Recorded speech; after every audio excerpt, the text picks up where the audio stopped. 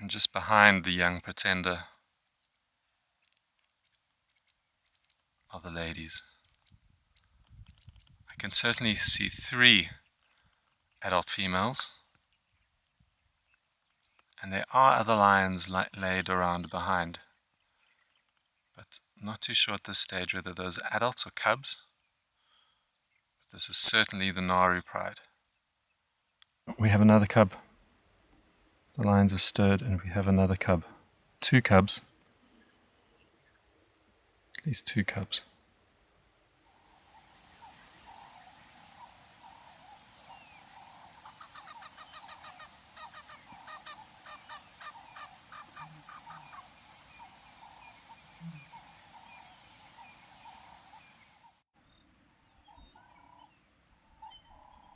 Now this is how you start a virtual safari.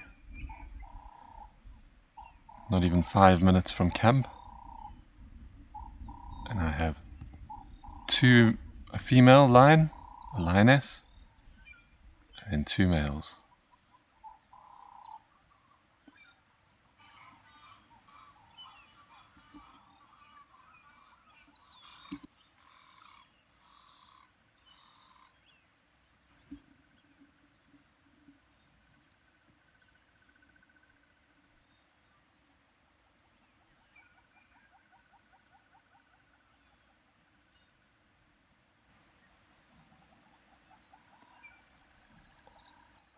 I do believe that this is one of the Biri males. Nzuru, handsome.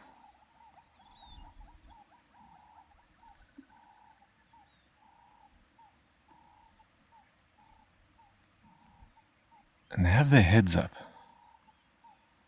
They're certainly on the lookout for a meal, scanning the horizons with those perfectly adapted eyes for scanning the horizon.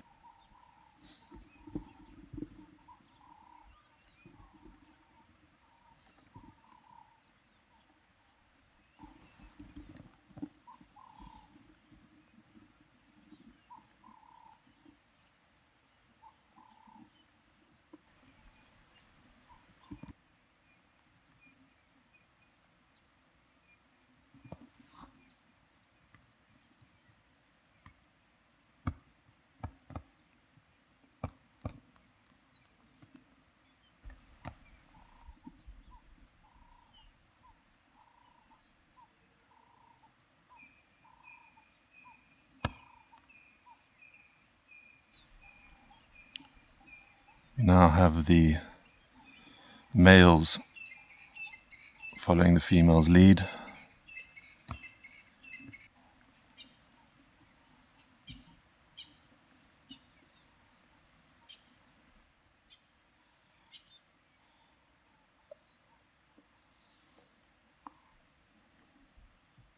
Still bearing that injury, which we saw him on the buffalo kill the other day.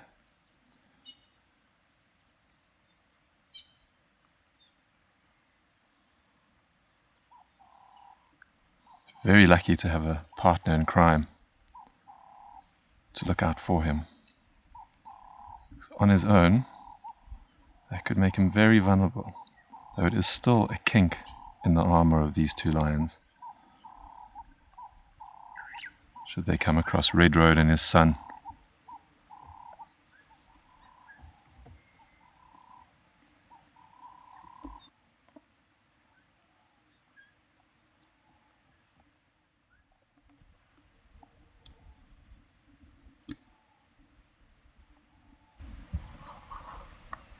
Well, good morning. That was some way to start the day. The Biri males and the female heading off in a southwesterly direction, and I think pretty much directly southwest from where they had their buffalo kill. Still quite round in the belly. I think having an entire buffalo to yourself for a few days will do that to you. And they've got off behind me there on that tree line there. That is quite thick bush, and also because the soil is quite wet and got this cotton soil around, I won't be following up on them. Yeah, and then heavy blanket of clouds today. I'll be surprised if this one does lift, but we are in the low felts of South Africa. It's quite warm, so we'll see how the day goes.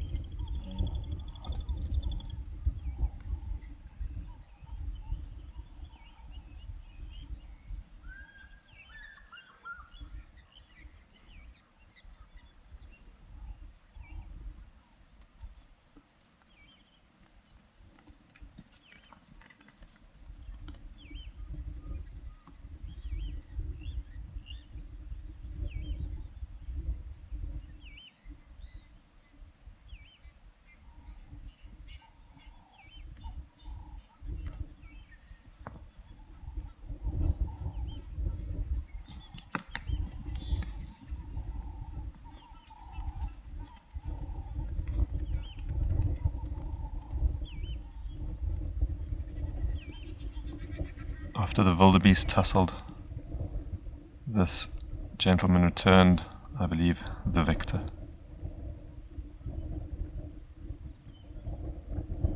Looking back for the intruder, the pretender on his leg, his display area. He'll show his ladies that he is the fittest.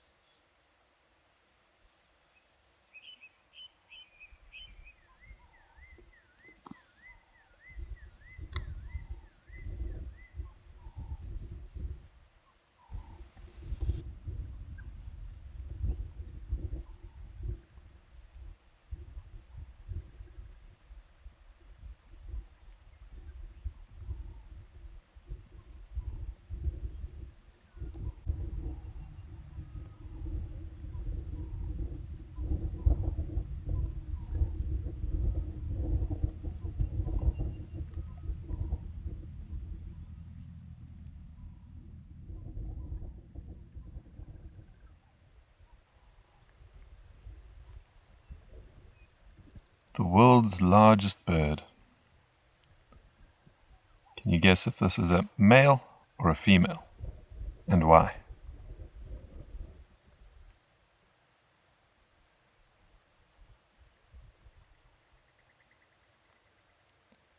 If you said male, you are correct. Male has got black plumage on its body. There's white tips to the feathers. Quite well known for what they call their geophagy or geophagy of animals, where animals consume rocks or sand or soil. They've been known to eat a pebble or two to help with digestion.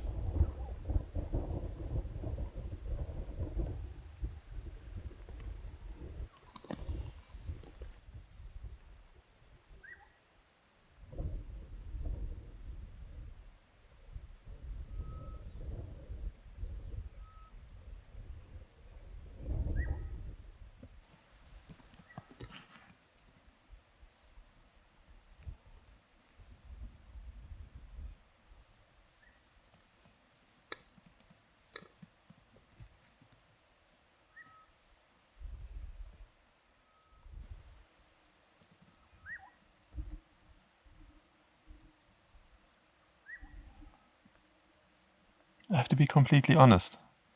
I don't know if I remember seeing an ostrich browsing. It's usually pecking off the ground from what I can recall. The observing ostriches hasn't been my biggest pastime. Maybe I just haven't been observant enough.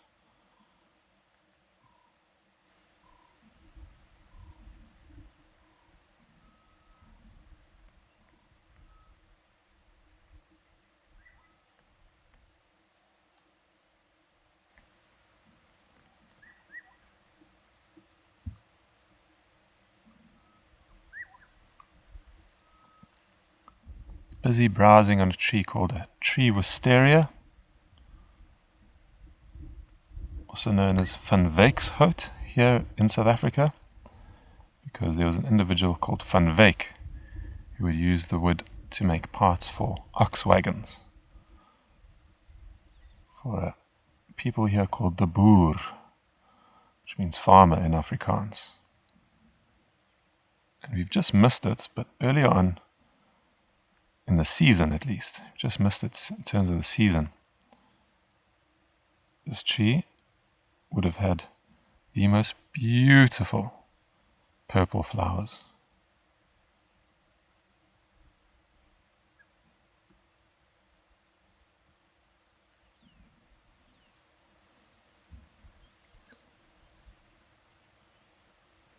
That big bulge in the neck. Oh, it's going down. See that? That bulge is going down. See feeding and collecting it there. Here we can see that beautiful pink coloration, the scales on those feet. I'm almost certain that has to do with the breeding season. Seen a lot of birds partaking in courtship behavior at the moment. Hang around with them, see if we can get that better shot of that ball that was formed in its neck before it swallowed. We did capture it, we did manage to see it a bit there, but I was so engaged in these beautiful scales, beautiful skin on its leg, lovely pink. You are a very handsome ostrich. There we go. There's that ball in the neck. Come on, stay. There it goes.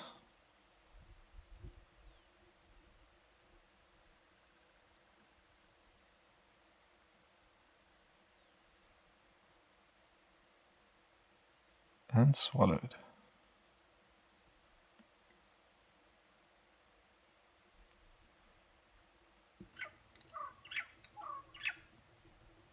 Guys, I think that might be Red Road's son. I'm just getting a safety shot for now, but we're going to move in shortly. And just in case he moves off, I would like to have this image on record, just so we know.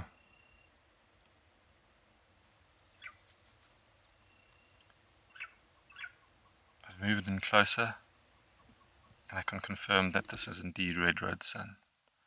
You can tell by the lift on his left lip. It's scarring.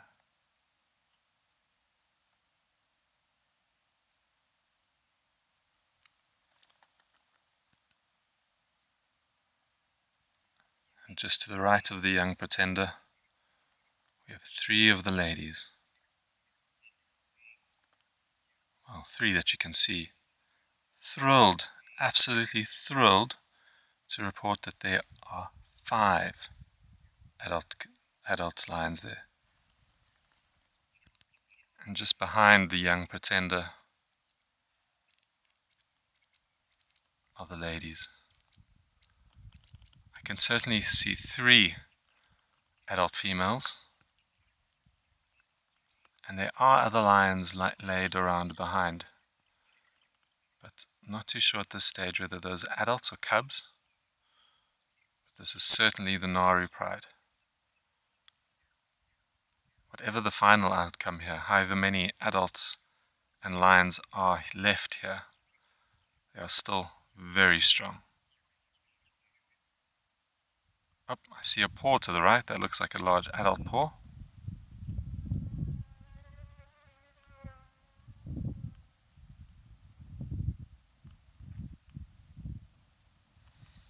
And behind that, I just think I saw a cub's head sticking out. So this is all fantastic news, and they're all looking so healthy. Those antibiotics, the penicillin, has worked wonders. Amazing. Okay, I'm going to move around a bit and see how many I can count. We have the adult lioness with the collar, the one that was not darted.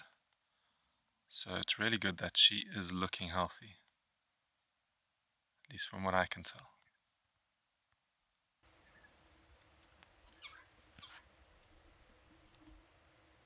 Okay, so far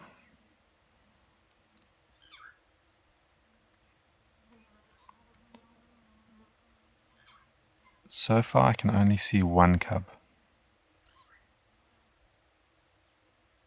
And this is the 1 cub. We have an adult female whose mouth looks like it was swollen at some point. If you look there,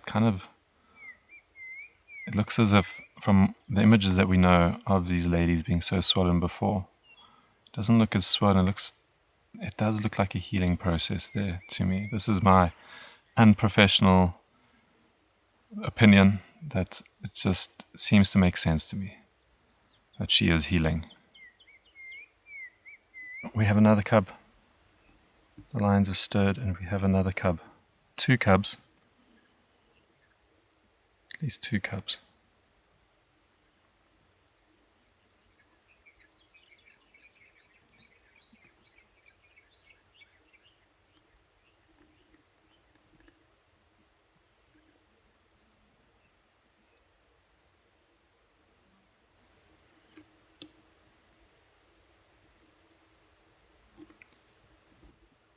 Can indeed confirm that this is Red Road's son. And he has got the pride behind him. We're going to drive around a bit to see if we can ascertain how many females there are. And cubs, of course. They've gone through a hell of a ordeal. It's so good to see Red Road's son looking healthy. I'm going to go have a closer look at the females, see how many females there are, and how many cubs and what kind of condition they are in.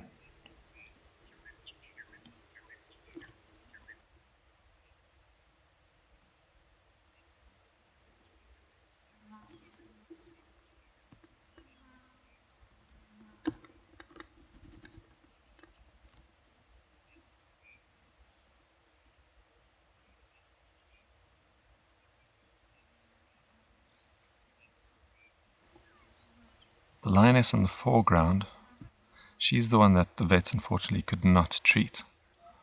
She's wearing a collar, and I think she was wise to the ways of these vets trying to dart. But unfortunately, she is also not looking as healthy as the others. She's still got that liquid dripping from her nose and her mouth. Her face isn't too swollen. So maybe she's a fighter. Maybe her genes are the ones that the lion population need to fight this anthrax. And I say maybe because I'm a layman in this, and as I said right in the beginning, I'm here to observe in the hope that we can learn together.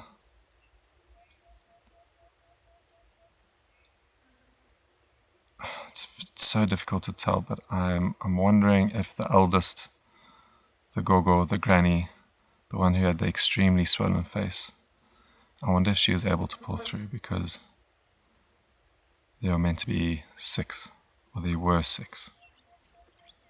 It's meant to be is right here, right now, but they were 6.